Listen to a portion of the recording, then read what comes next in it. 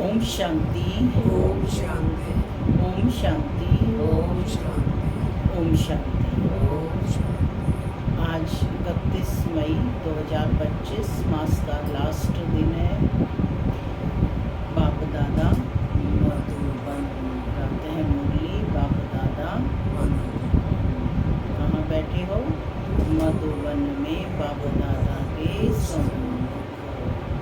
आज मीठी मधुर मुरली में बताया कि बाप तुम बच्चों को रोज पढ़ाई पढ़ा रहे हैं, तो क्या करना है? अपने आप को सुधारना है और साथ ही अपने आप से प्रश्न पूछना है कि क्या मैं इस ज्ञान का मैसेंजर बना हूँ? कितनों को मैं आप समान बनाता हूँ? क्योंकि वह पढ़ाई तो थोड़े समय की होती है, लेकिन यह पढ़ाई तो जब तक जीना है तब तक पढ़ाई पढ़नी है। तो बाबा कहते क्योंकि पढ़ाई ही आधार है, पद का आधार पढ़ाई ही है, खुशी का आधार पढ़ाई ही है। तो पढ़ाई पर पूरा ध्यान देना है और अंतिम श्वास तक पढ़ाई पढ़नी है। तो बाबा कह रहे हैं कि हम सब बच्चे गॉडली स्टूडेंट हैं। इस ज्ञान को हम जितना बांटेंगे उतना खुशी भी बढ़ती जाएगी और अपनी सेल्फ की उन्नति भी होती जाएगी। हमें नींद को जागने वाला बनना है, यानी निद्रा जीत बनना है और पढ़ाई को बड़ी रुचि से पढ़ना है। सुनते हैं आज के डायरेक्ट ईश्वरीय महावाक्य। ओम शांति।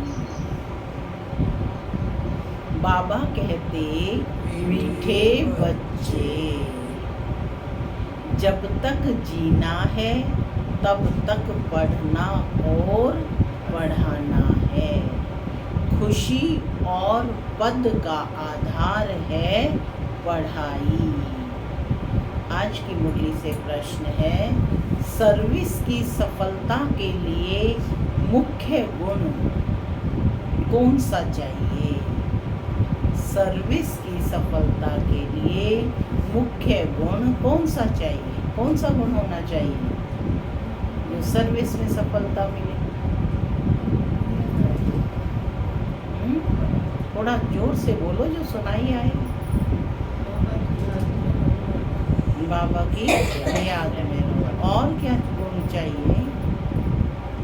बाबा कहते सहनशीलता का, हर बात में सहनशील बनकर आपस में संगठन बनाकर सर्विस करो। भाषण आदि के प्रोग्राम लेकर आओ। मनुष्यों को नींद से जगाने के लिए अनेक प्रबंध निकलेंगे। जो तकदीरवान बनने वाले हैं वे पढ़ाई भी रुचि से पढ़ेंगे। गीत चला, हमें उन राहों पर चलना है जिनमें गिरना और संभलना है, लेकिन बाबा कहते हैं कि जिनमें आगे बढ़ना है। ओम शांति।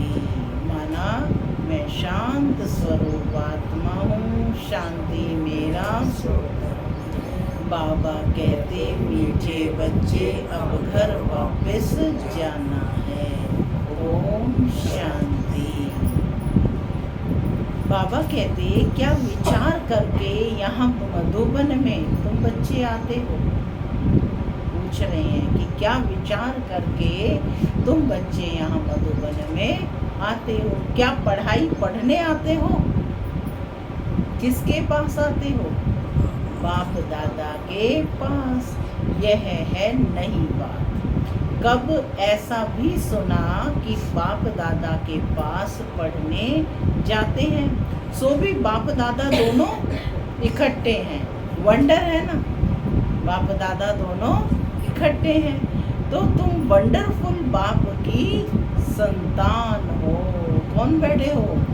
वंडरफुल बाप की संतान।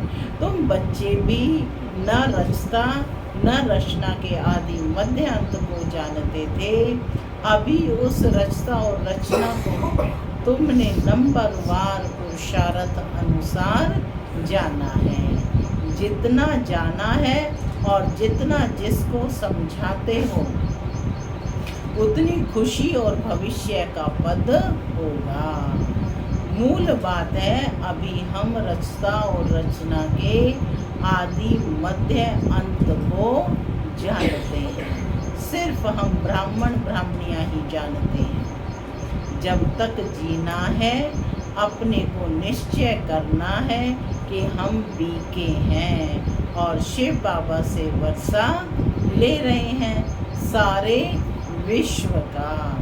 पूरी रीति पढ़ते हैं व कम पढ़ते हैं वह बात अलग है, फिर भी जानते तो हैं ना, हम उनके बच्चे हैं। फिर प्रश्न उठता है कि पढ़ने अथवा न पढ़ने का। फिर भी बाबा कहते कि उस अनुसार ही पद मिलेगा, कि हम कितना पढ़ते हैं और पढ़ाते हैं उस अनुसार ही पद मिलेगा। गोद में आया निश्चय तो होगा कि हम राजाई के हकदार बने।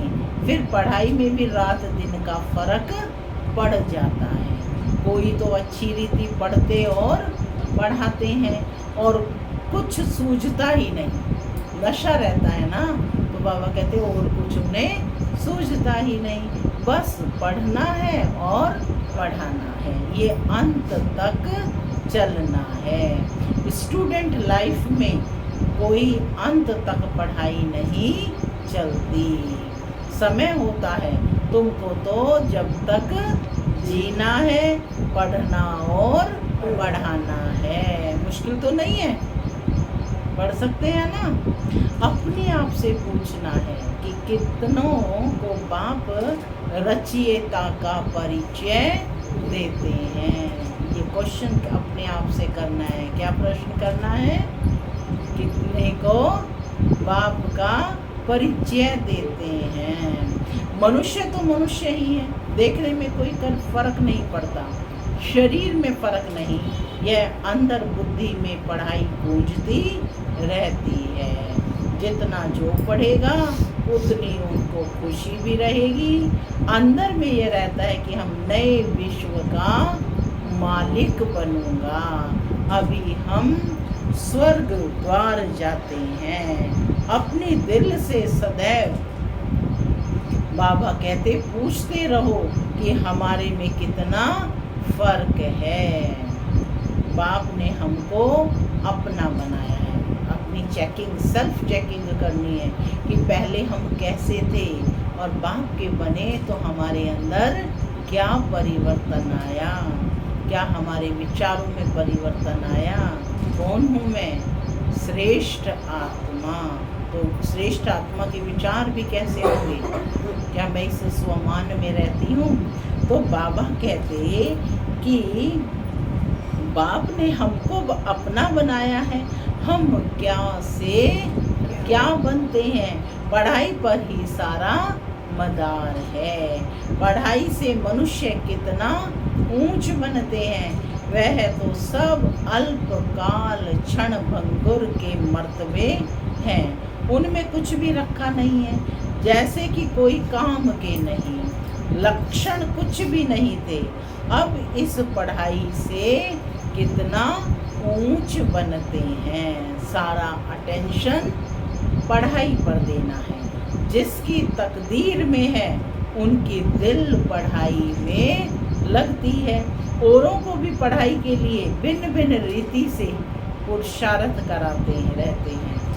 दिल होती है कि उनको पढ़ाकर हम वैकुंठ का मालिक बनाएं। मनुष्यों को नींद से जगाने के लिए कितना माथा मारते रहते हैं और मारते रहेंगे, माने सेवा करते रहेंगे, दूसरी आत्माओं को संदेश देते रहेंगे।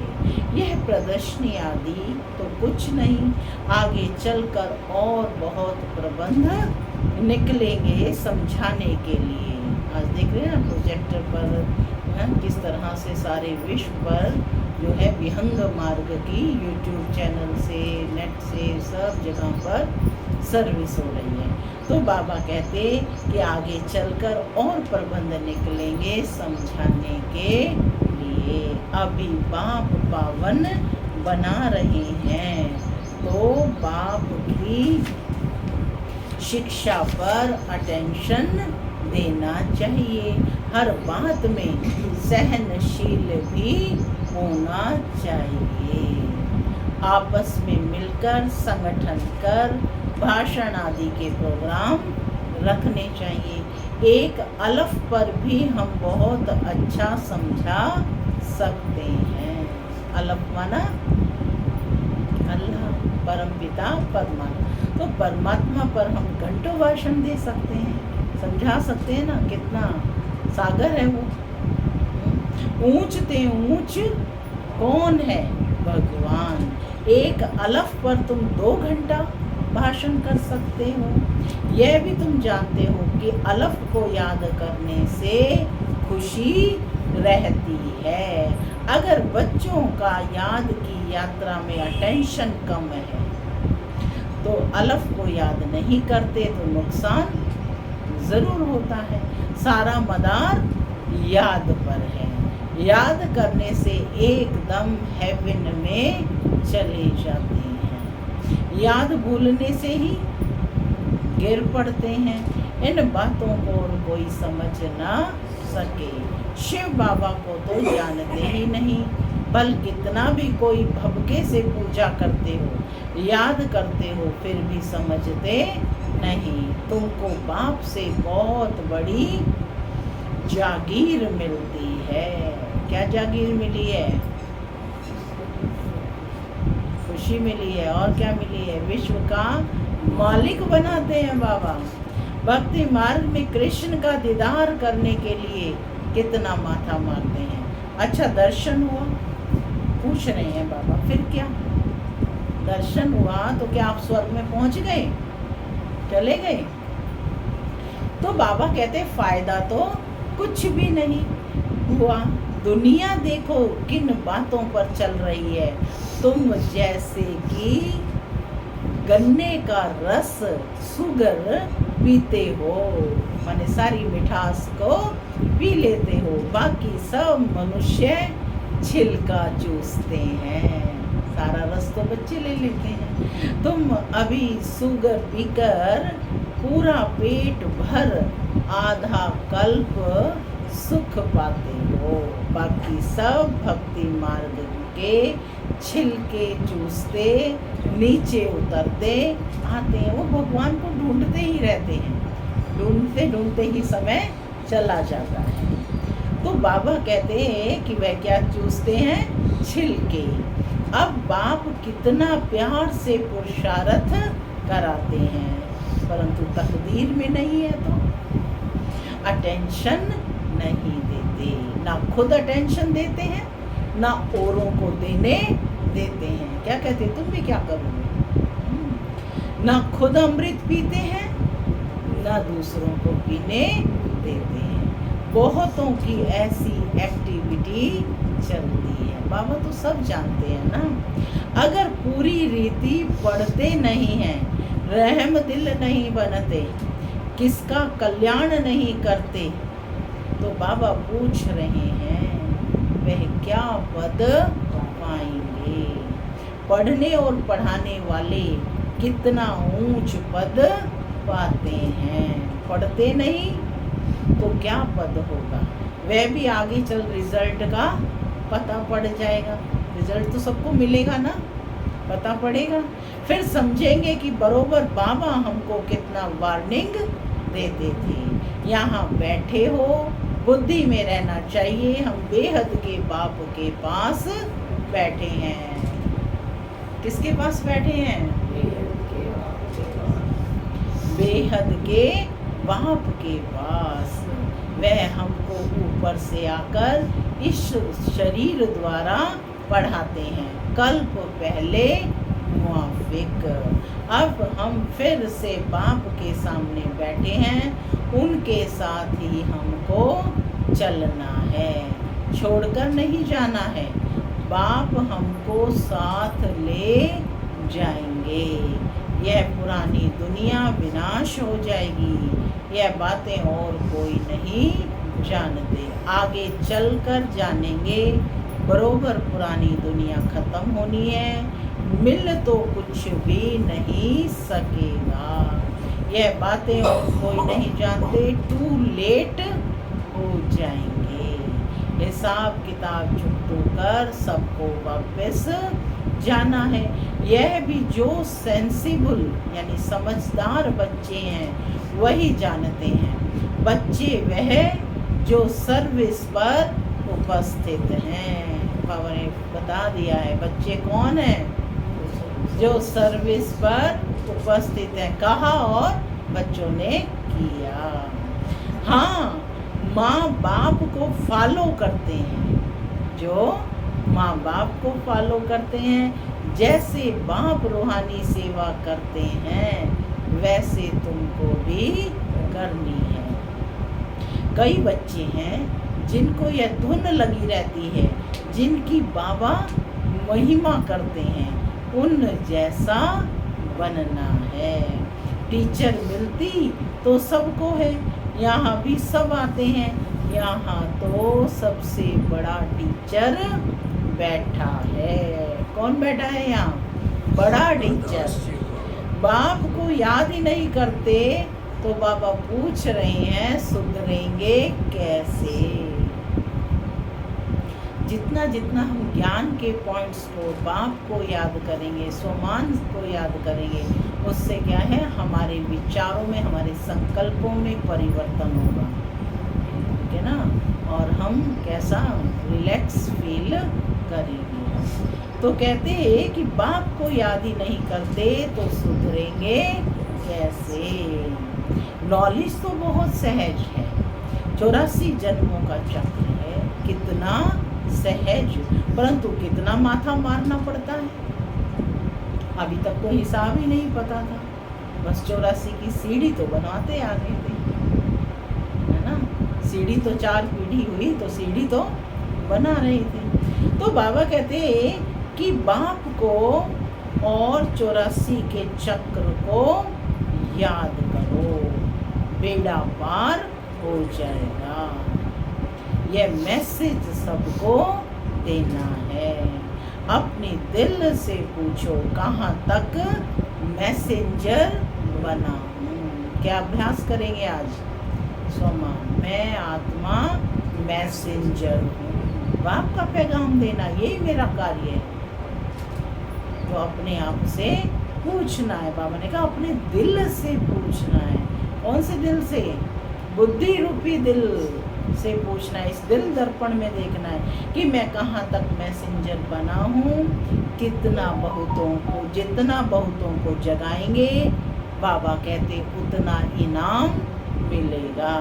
अगर जगाता नहीं हूँ तो ज़रूर कहाँ सोया हुआ हूँ, स्वयं भी सोया हुआ हूँ, फिर मुझे इतना ऊंच पद तो मिलेगा नहीं। बाबा रोज रोज कहते हैं शाम को अपना सारा दिन का पोता मेल निकालो, सर्विस पर भी रहना है। मूल बात है बाप का परिचय देना। बाप ने ही भारत को स्वर्ग बनाया था, अभी नर्क है, फिर स्वर्ग होगा। चक्र तो फिरना है। तमो प्रधान से सतो प्रधान बनना है। बाप को याद करो तो विकार निकल जाएंगे।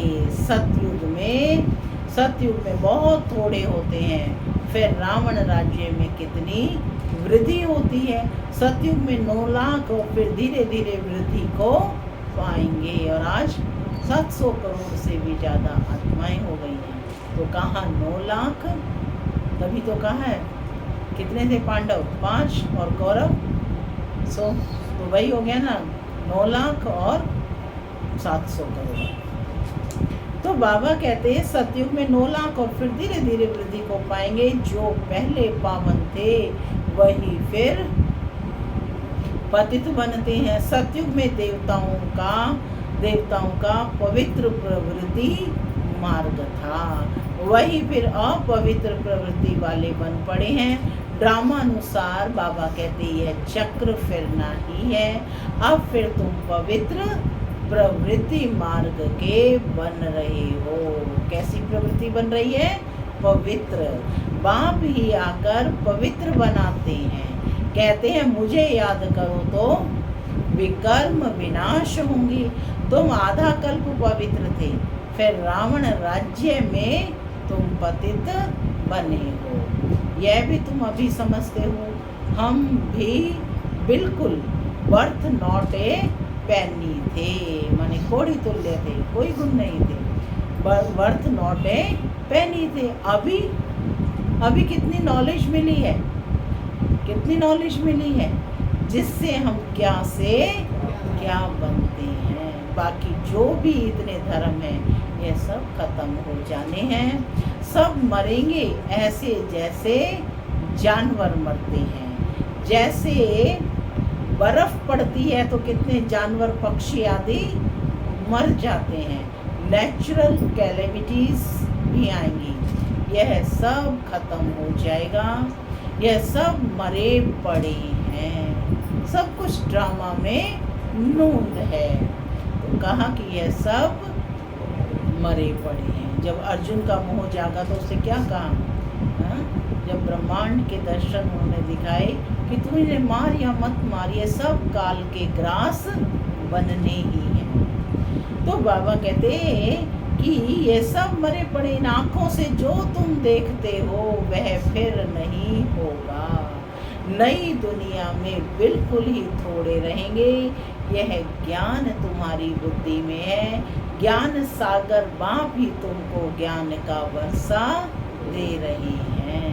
तुम जानते हो सारी दुनिया में किचड़ा ही किचड़ा है। हम भी किचड़े में मैले पड़े थे। बाबा किचड़े से निकाल अब कितना गुल गुल बना रहे हैं। फूल के माफिक गुल गुल बना रहे हैं। हम यह शरीर छोड़ेंगे, आत्मा पवित्र हो जाएगी। बाप सबको एक रस पढ़ाते हैं। दीदी दादियों को, बड़ों को अलग और आप बच्चों को अलग, ऐसे हैं। सब बाबा के बच्चे हैं और सबके लिए एक ही पढ़ाई है। बाप सबको एक रस पढ़ाते हैं, परंतु कईयों की बुद्धि बिल्कुल जड़ है, कुछ भी समझ नहीं सकते। ये भी ड्रामा में नूंद है। बाप कहते हैं इनकी तकदीर में नहीं है, तो हम भी क्या कर सकते हैं? हम तो सबको एक रस पढ़ाते हैं, पढ़ते नंबर वार हैं। कोई अच्छी रीति समझकर औरों को समझाते हैं, औरों का भी जीवन हीरे जैसा बना देते हैं। और कोई तो बनाते ही नहीं। उल्टा अहंकार कितना है। जैसे साइंस वालों को माइंड का कितना घमंड है, दूर दूर आसमान को, समुद्र को देखना चाहते हैं। बाप कहते हैं इससे कोई फायदा ही नहीं। मुफ्त साइंस घमंडी अपना माथा खराब कर रहे हैं। बड़ी बड़ी पगार उन्हों को मिलती है, सब वेस्ट करते रहते हैं। ऐसे नहीं कि सोनी द्वारिका कोई नीचे से निकल आएगी। यह तो ड्रामा का चक्र है जो फिरता रहता है।